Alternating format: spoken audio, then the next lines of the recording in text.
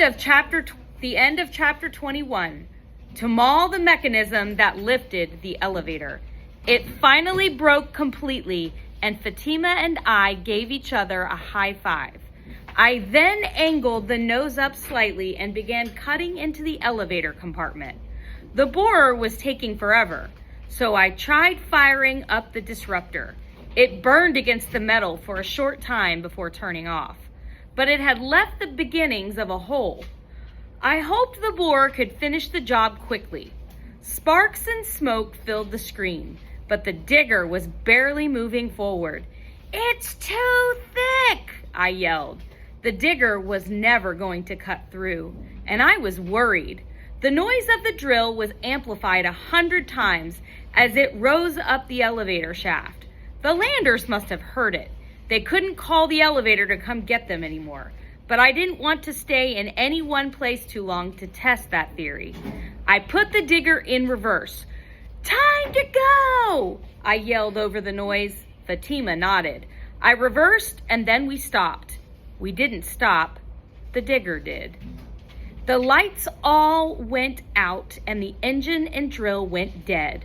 I quickly felt for my helmet and flicked on the headlamp. "What's the matter?" Fatima whispered. Her cold hand grabbed my arm. I ran my fingers over the entire console. Nothing even flickered. "We've run out of power." "But that's impossible. The power cell was full when we left. I checked it. But somehow, the long, slow drilling with just the borer and then the attempt to drill into the metal floor had drained it." "The power got drained faster when we didn't use the disruptor to dig," I said.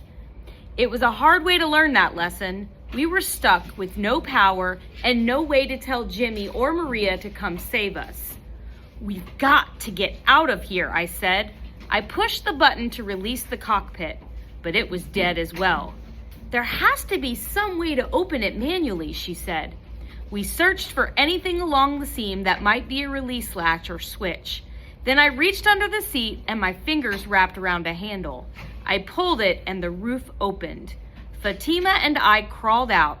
I heard noises from the shaft above, muffled yells. "I can get us out of here," Fatima said. "Follow me back down the hole." I started to follow and then stopped. I turned and stared at the digger. "We can't leave it behind. All the landers would have to do was recharge the power cell and then they'd have a working digger. They'd also have a map of everywhere we've been. They could come after us." There was a loud bang as if someone in heavy boots had landed on the elevator floor.